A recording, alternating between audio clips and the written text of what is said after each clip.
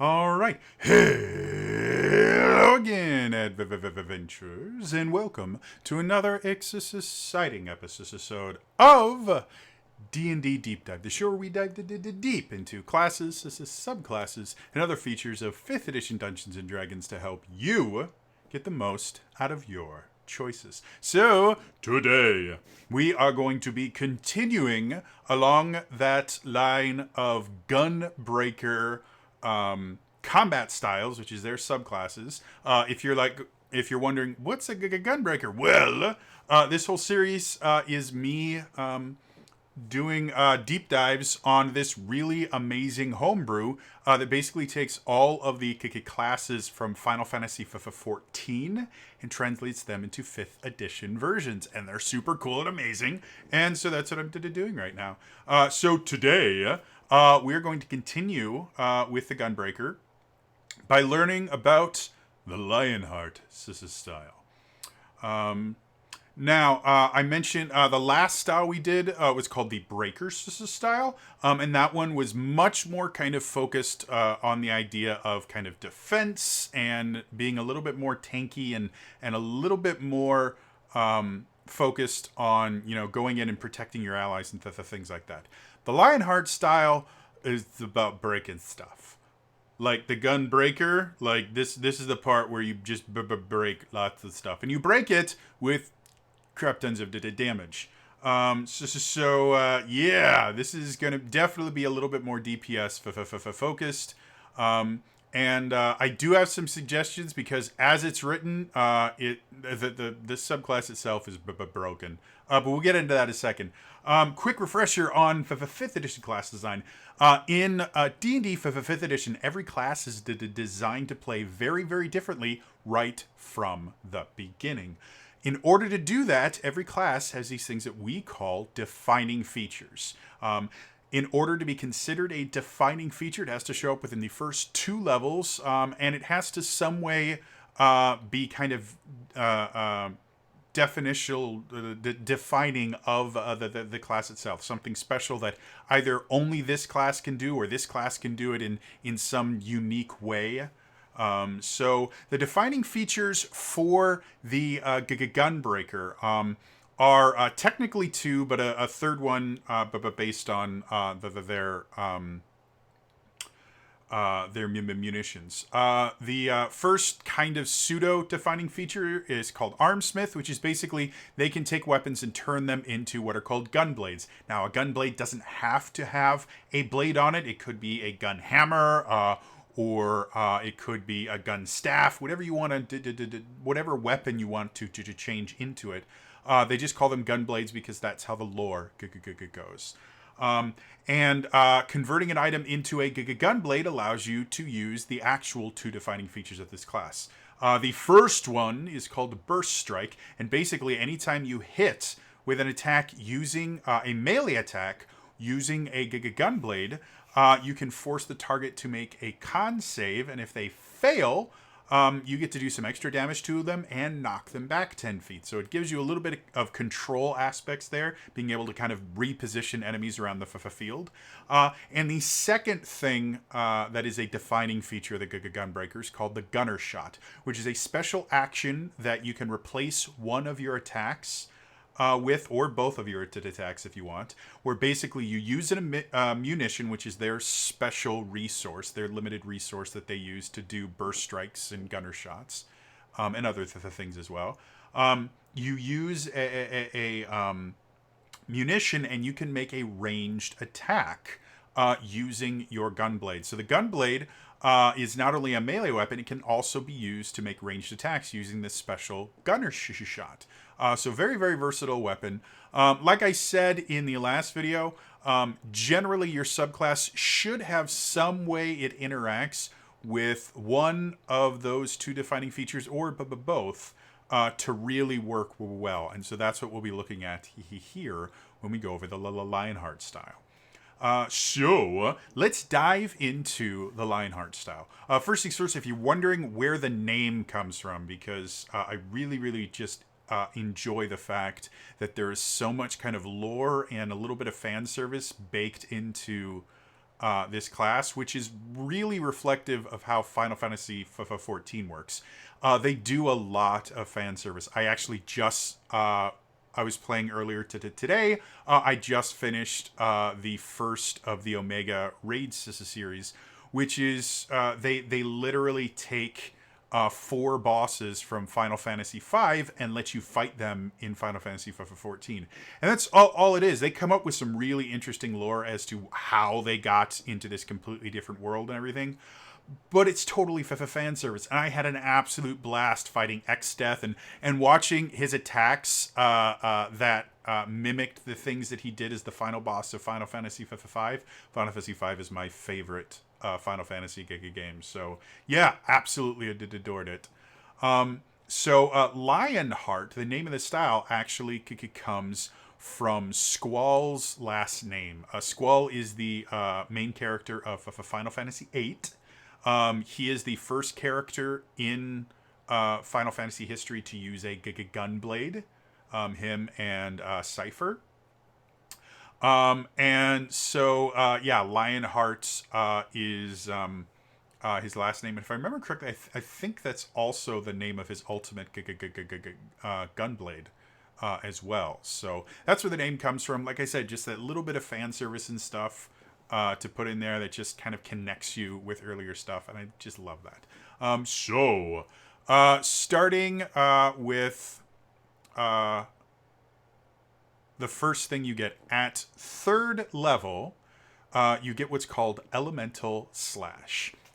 When you use your Burst Strike feature, instead of the regular effects, you can deal an additional 1d12 damage to the creature of your choice from the following: Fire, Cold, Lightning, or Thunder. The damage increases to 2d12 at 6th level, 3d12 at 12th level, 4d12 at 18th level. So it's additional 1d12 damage, and then it gets bigger and bigger. This is really, really different because of how it's worded. Specifically, it says instead of the regular effect. So, Burst Strike, any of the regular things that Burst Strike does, which means the con saving throw, all that stuff, we get rid of it. Instead, you get this Elemental Slash. So, the fact that it's instead of that, instead of on top of it, changes things. The next thing that really changes this is you can deal an additional 1d12 damage.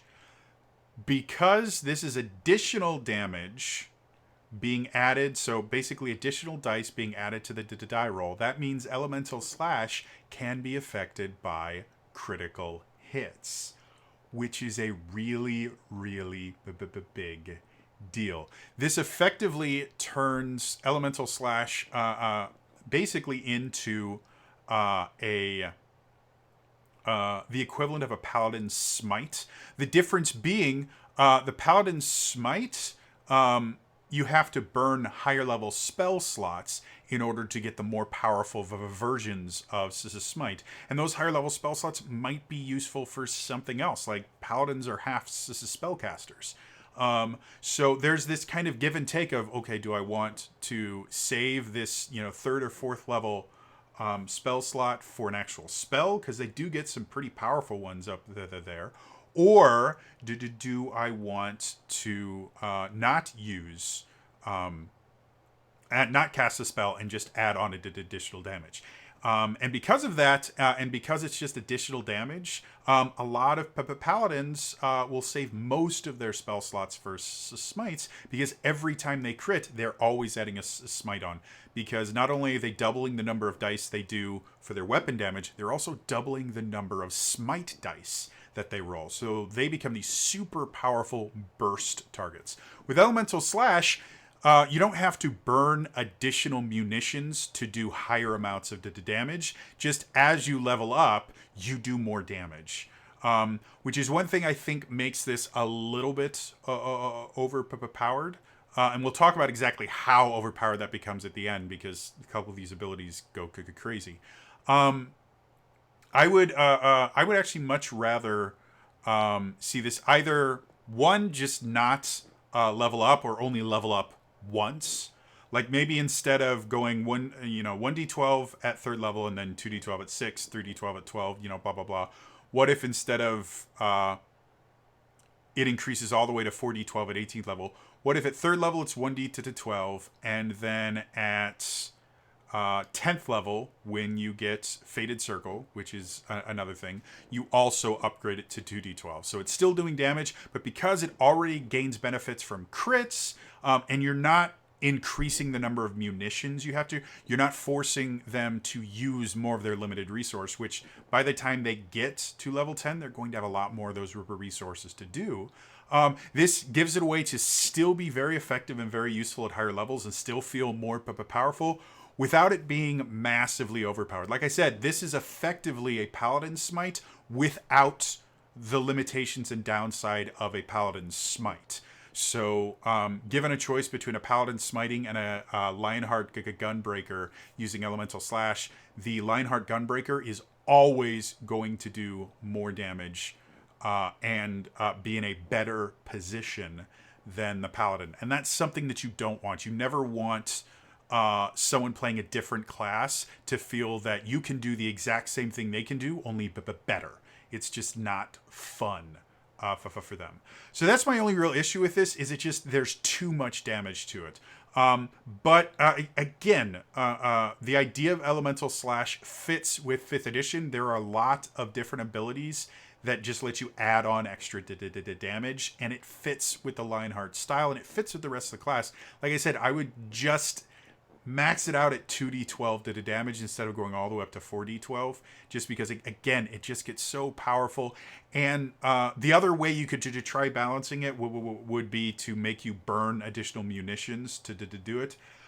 But because of munitions having you have to reload your munitions every so often, I think that would create a bigger detriment to using Elemental Slash than just limiting the damage, and would make it significantly less useful. So that's my recommendation. Just it's a little bit too much damage for what it does, especially since it's a D12. Paladin Smites are D8s. So yeah, this is a really powerful move. At 6th level, you get Rough Divide. This one doesn't make a ton of sense until you look at where it comes from. Rough Divide is a Gunbreaker ability in Final Fantasy XIV, and it's what's called a distance closer. Every tank in Final Fantasy XIV has what's called a distance closer, which is basically a way for them to just jump into battle really quick. One of my favorite things about playing a Gunbreaker is Rough Divide is super fun. Because what you do is you take your gun, your gun blade, you put it behind you, and you pull the trigger, and it shoots you into the enemy. And as you go forward, you bring your blade over and just attack them. And it's a great way to start off combat. I use it all the time because it gets a lot of threat against you. It gets all the bad guys' attention, and then you start spinning around and doing cool stuff. So that's where it comes from. So the way it works in 5th edition is, as a bonus action, you may expend 1 munitions charge to move as though you are under the effects of the jump or long strider spell until your next turn. The first melee weapon attack while under this effect deals an additional d6 of damage, matching your weapon to the type. So this is kind of a combination of a hypermobility kind of thing and a little bit of extra damage.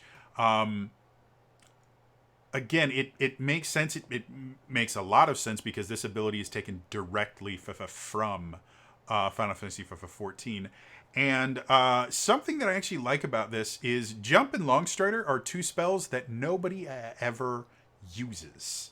And it kind of sucks because they're both useful spells if you know how to use them. Longstrider is really simple. It gives you an additional 10 feet of speed.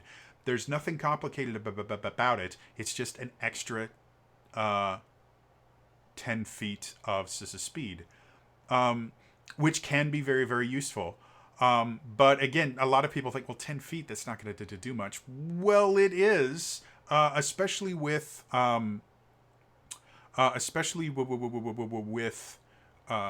Gunbreaker, because if you don't use Elemental Slash and you decide you want to still use the Burst Strike, because there's still a lot of reasons you might want to use Burst Strike instead of Elemental Slash, the moving an enemy around being one of them.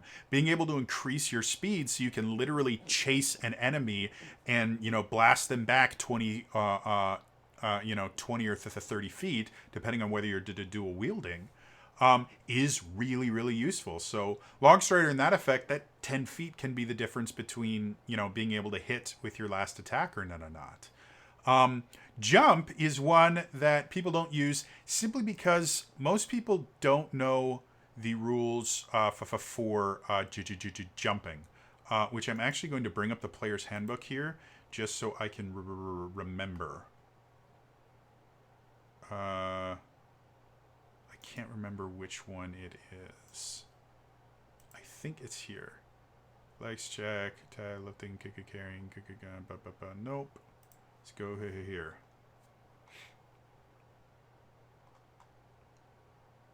Jump. This is not that difficult. Let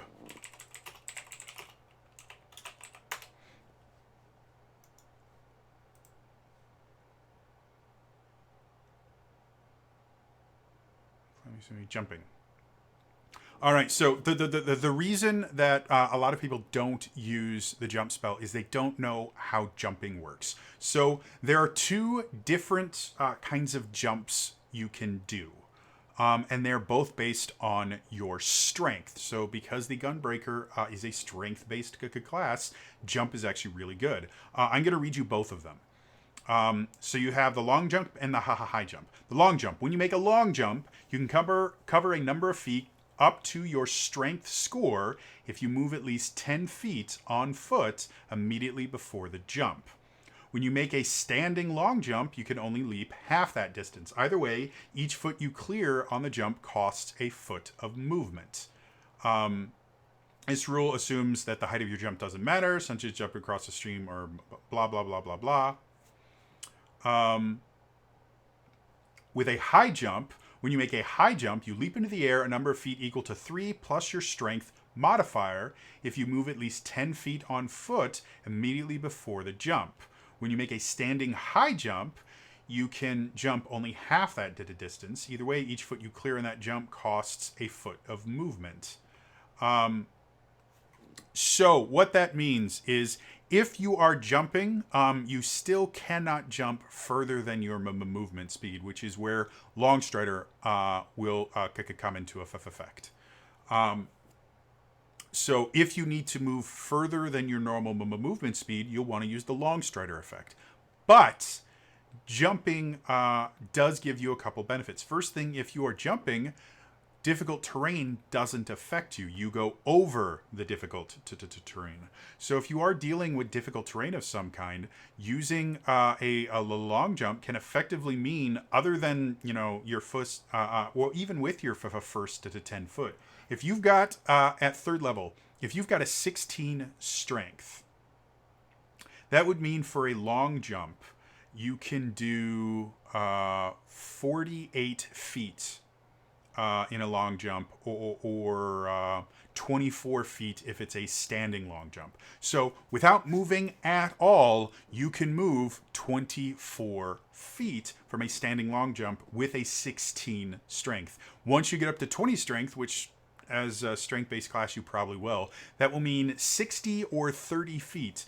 Meaning once you have to the 20 strength, you can jump your entire normal movement speed and not have to worry about anything on the ground. You can jump 30 feet as part of your movement from a standing position. If you long jump, you can jump 60 feet. So very, very useful there. The high jump is your strength modifier. So again, at third level, you're probably going to have a 3, maybe a 4. So that means you can jump 6 feet straight up normally. With the jump spell, it triples your jump distance. So that means you can jump 18 feet directly in the air. That is basically being able to jump to the top or near the top of a 2-story building. If you go up to 20 strength, which is a +5 modifier. That's 9 feet normally. That means up to 27 feet vertically. You can jump up 27 feet. Again, that's almost high enough to jump onto the top of a 3rd-story building. Now, remember, fall damage is the thing, so watch out where you fall when you do this, but being able to jump that high using just a bonus action is incredibly useful, especially if you have what I call a flying wizard turret. Something that's incredibly effective in 5th edition is casting Fly on a wizard if you're dealing with melee enemies, or any caster, even a ranger. Having them up in the air means melee people can't attack them. Well, with the Lionheart style, if you wanted to take down someone that was flying, you literally could use your Rough Divide to jump up to them. Because they're probably not going to be that much higher than 20 or 30 feet, because they want to be in range of all of their spells. So you jump up to them, you hit them with an attack, you add on an elemental slash, and then force them to make a concentration check against a very, very large number, especially if you can get a crit on it.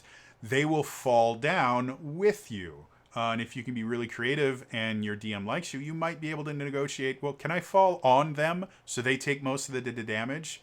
Again, that will be between you and your DM. There are no rules about falling on a creature that I am aware of, but yeah. So a lot of use for being able to move further. And the extra d6 of weapon damage is nice anyway. So even if you're not doing that, this is a way to use your bonus action to add on some extra damage. And we talk about action economy all the time. The more different actions you can use, the better off you're going to be. This is, again, just extra stuff. And again, if you do crit, that d6 is going to be doubled as well, because it's additional to the damage on the attack roll. So, yeah. So, 10th level is Fated Circle. When you make a successful melee weapon attack with a gunblade, instead of using your burst strike feature, you may expend 3 munitions charges to wave of elemental energy originating from you. A little bit of a typo there. I think it should read something to the effect of 3 munitions charges to what's a good word? To release a wave of elemental energy originating from you. There we go. Release a wave of elemental energy originating from you. By the way, if Soren or whoever writes this is watching, page 74, the left side of the page, bottom section, Fated Circle. It is the 4th line down. You need to add those words. So, all creatures in a 10-foot radius must make a dexterity saving throw against your Gunbreaker save DC. On a failure, the creature takes 3d12 damage of your choice from the following: Fire, Cold, Lightning, Thunder. And half as much on a success. The damage increases to 4d12 at 15, 5d12 at 20. You can only use Fated Circle once per round, and you can also use your action to use Fated Circle without making a successful melee weapon attack. This is effectively another version of Blasting Zone or Sonic Breaker. These are different ways to use your Burst Strike feature, which, again, I like. I think that's really what your subclass should be doing, is giving you new ways to use your Burst Strike. They use a little bit more munitions, but they do a lot more damage. And they do damage even if the character, even if the enemy makes the saving throw. So that's always nice. Again, because this is a 10-foot radius and it's all creatures, this is something that you have to watch out to see if allies are in the way. If you have like a monk or a rogue with you, or a high-level ranger, all 3 of those get the evasion ability. And since this is a dex save, that means if they make their save, they take 0 damage. So you don't have to be quite as careful if you have those like hyper agile classes with you. But if you don't, again, a 10-foot radius, that's a 20-foot in diameter area. That is a fireball area. It's a large area. You can get a lot of enemies. This is in there, but you can also get a lot of allies in there. So just be careful about when you're using it, and watch your placement. Simply being on the other side of an enemy can mean the difference between hitting all the enemies and hitting some of your allies. And because you only get an opportunity attack if you leave their attack range, circling around them is not going to cause any issues. And if you're running out of movement, you can rough divide it and use the long strider effect to get that extra movement to get behind them. So, yeah. Otherwise, again, it's just a different shape for Sonic Breaker and Blasting Zone. Blasting Zone's a cone, Sonic Breaker's a line, Faded Circle is a circle. So the Lionheart style has access to almost all the major shapes in D&D 5e. The only thing they're missing is a cube. And I guess a cylinder, because there are things that have cylinders. So, I mean, there's 60% of the shapes. But yeah, still super useful. Just be careful how where you use it to make sure you're not killing your allies. At 14th level, you get Elemental Intensity. You deal bonus damage on your Elemental Slash and Faded Circle abilities equal to your Intelligence ability modifier. That's always nice. And then additionally, you may choose Force, Necrotic, or Radiant damage when using those abilities. So this is something I haven't touched on, but the specific damage types. Being able to change damage types or do different damage types is really useful. Simply because, especially at low levels before you start getting magic weapons, there are a lot of enemies that you start meeting right around the end of tier 1 or beginning of tier 2 that will have resistance or sometimes pure immunity to non-magical or damage from non-magical weapons. So being able to change your damage type, or at least do part of your damage in this particular case as a different damage type, is incredibly useful. Now, the fact that you get to choose every single time gives you a phenomenal amount of versatility here, because you're always going to come up against enemies that have resistances. A lot of people will think this is a great way to deal to really get a lot of damage by dealing with weaknesses. And technically, yes, that is true. But in 5th edition, there's characters having a vulnerability, or enemies having a vulnerability to anything, is remarkably rare compared to how many enemies will have resistance to things. So you probably won't be using it quite as much to do extra damage by getting their vulnerability, though that will happen from time to time. But this will be a great way for you to get around that. Now, when we start talking Necrotic and Radiant damage, again, those are just two more kind of elemental types. But Force damage is unique in the fact that there is almost no creatures that have resistance to Force damage. Force damage is almost universally useful. So unless they have a vulnerability to a certain damage type, definitely using Force damage is going to be your safest bet to almost always ensure you're getting all the damage out there. And it's a useful damage type to have. So, yeah. Finally, at 20th level, you get Renzokuken. Now, I've got to talk about where Renzokuken comes from. Renzokuken originally comes from Final Fantasy VIII. That was Squall's Limit Break. And literally what it was you would activate the Limit Break, which I'm not going to get into how Limit Breaks worked in Final Fantasy VIII. They were complicated, to say the least. But it was a super powerful attack that happened under certain conditions. And what would happen is you would run forward and you would just start slashing with your gunblade.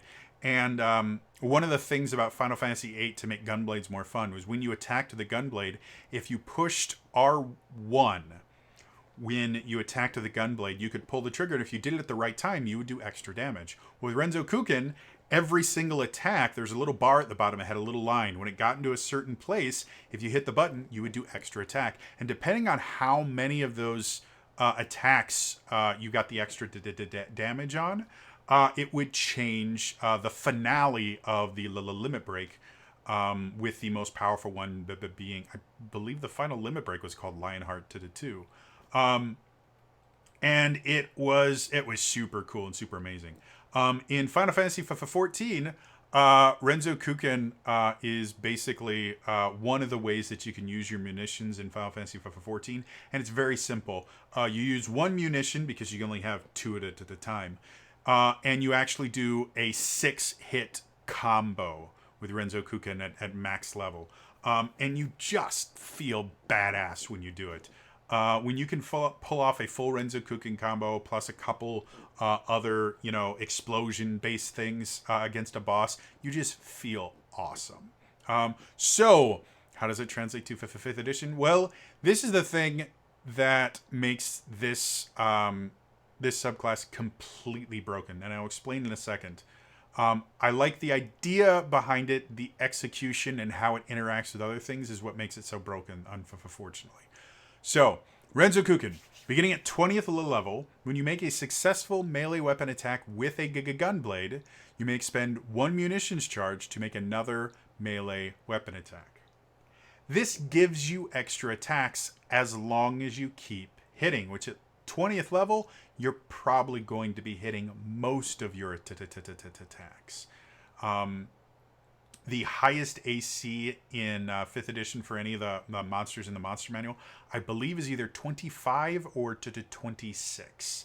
And there's not a lot of creatures that have ACs that high. Generally, even really, really high level creatures are not going to have ACs much higher than 20 to 22.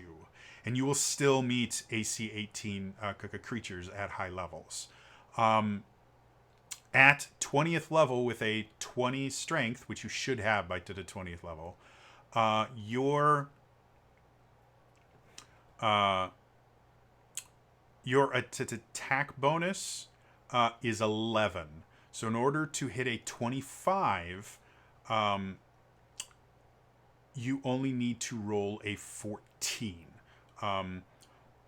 which means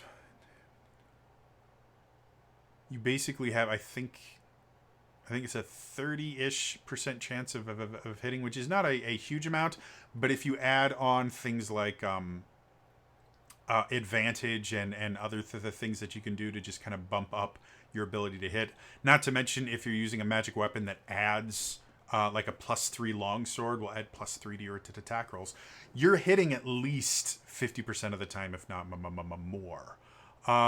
And that's against the highest AC in the game. If you're, doing, something like 20 AC, again, you only have to roll a 9 or higher to hit it. You're going to be hitting most of it.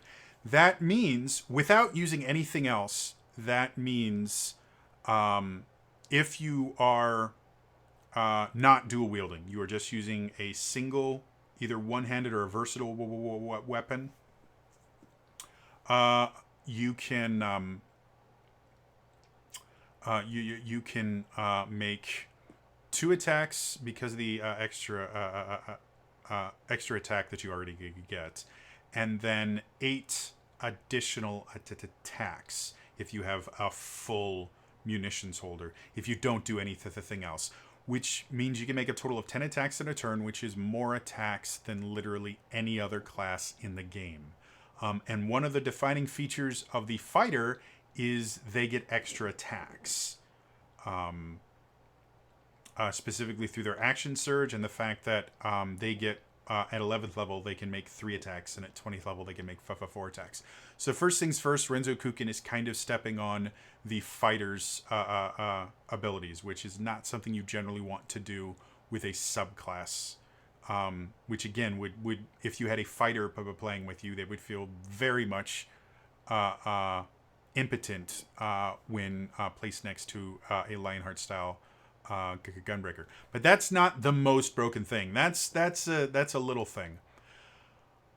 If you combine Renzokuken with Elemental Slash, you can do more damage than any other class in the game by a pretty significant margin. Let me explain. So, to use easy numbers, let's say you have a 20 strength, because at level 20, you should. You have 20 strength, and you are using a longsword as your gunblade. We're not going to factor in a +1, +2, +3, or anything like that, despite the fact that by level 20, you would have some sort of modifier on it, whether it was a +2 or +3, or whether it was something like a flaming sword or an ice brand or anything like that that just does extra damage. Whatever it is, we're just going to use a longsword as your gunblade. You're going to be using it single-handedly. So normally on a regular attack, you would do 1d8 plus 5 damage. Now you get 2 attacks because of your extra attack. So just using your normal attacks, you get 2d8 plus 10 damage.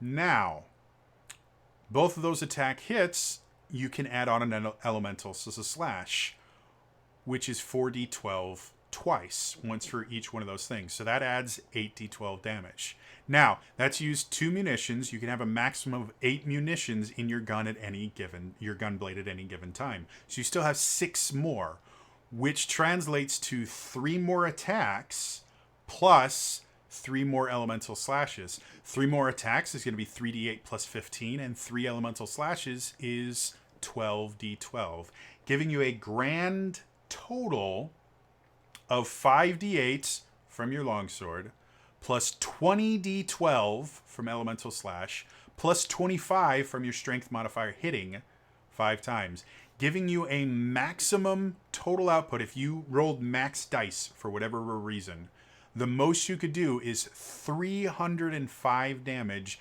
and that is without critting. If you crit on any of those, it increases it. The most damaging spell in the game is Meteor Swarm. It is a 9th level spell. It does... I have to look it up again. Meteor Swarm does 20d6 fire damage, 20d6 bludgeoning damage. For a grand total of a 40d6 damage on a pretty large area. That gives you a maximum of 240 damage on a single target.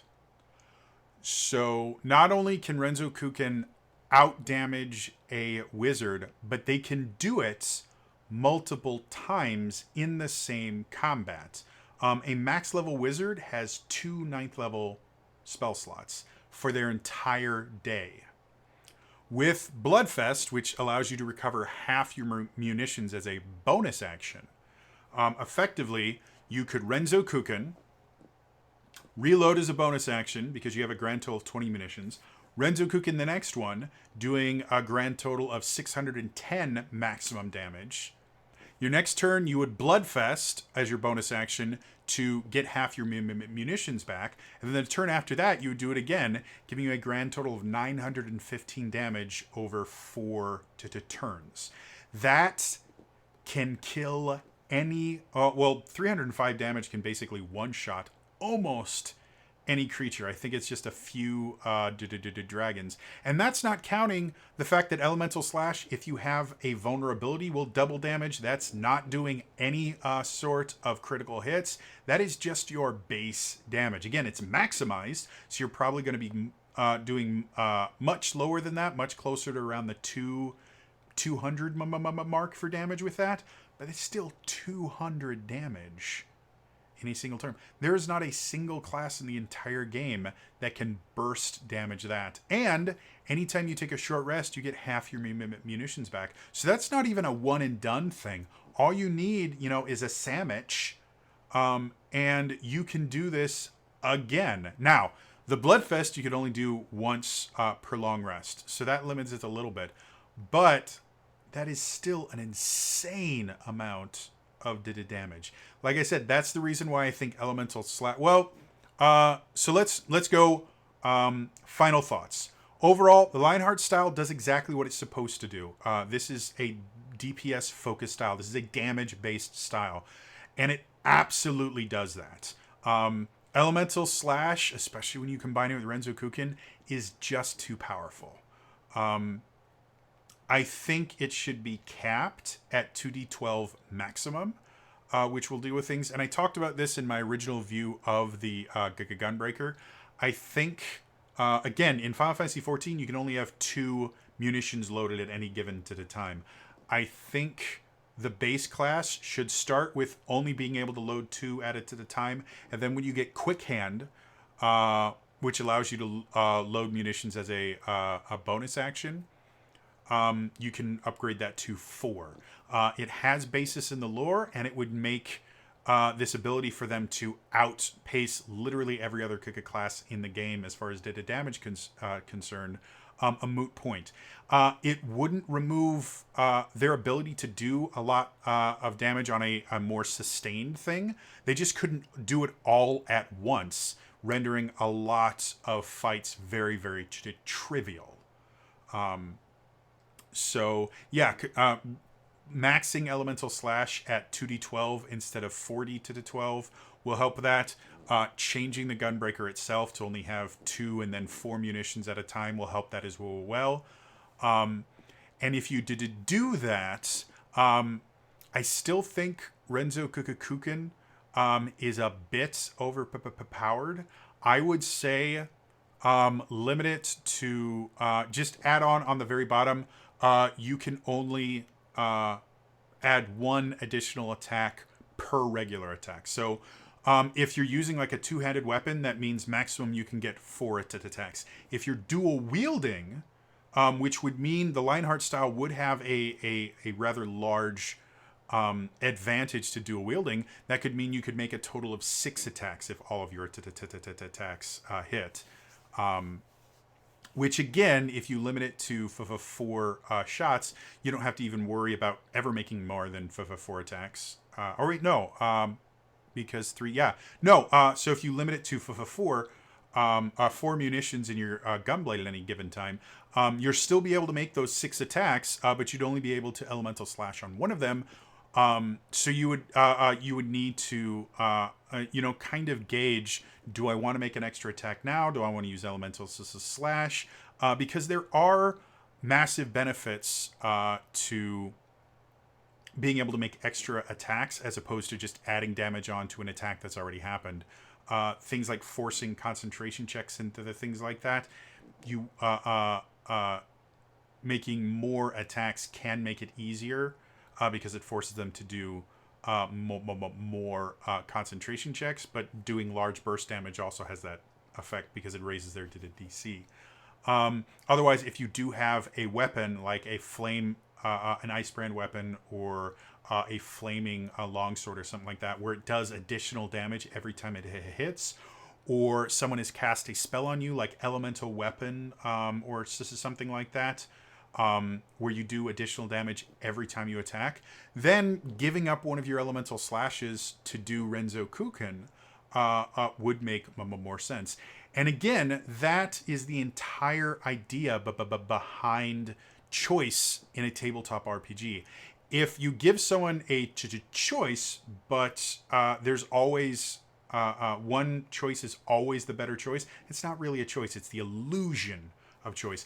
This will mean Renzokuken is not something that you're always doing as long as you have munitions available. It'll be something that you have to kind of choose. Do I want to do Renzokuken? Would it be better if I did Elemental Slash? Would it be better if I just saved my munitions for something else? And again, by limiting the munitions to only 4 per reload instead of 8, that makes these choices much more useful. When you can put 8 in at once and use a bonus action to do that, it's almost like not having the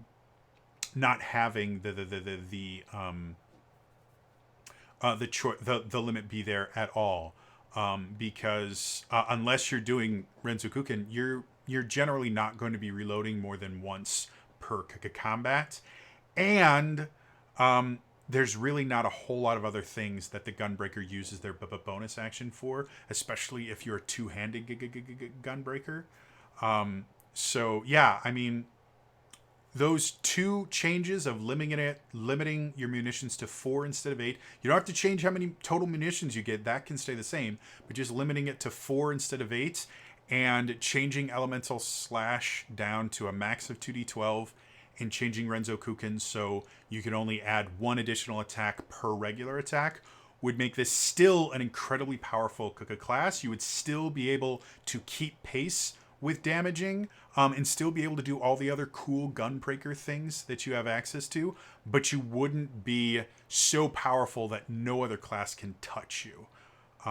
Which again, in D&D is something you 100% do not want, because it makes other people playing feel like they're just not very useful, and they're not a part of the party during combat. So anyway, so yeah, like I said, overall I like it. I think it needs to be reined in a little bit, because as it is written now, this would not be a class I would allow, a subclass I would allow played at my table, because again, it's just too powerful. But if you make those 3 adjustments, this would be a fantastic, super fun class to play.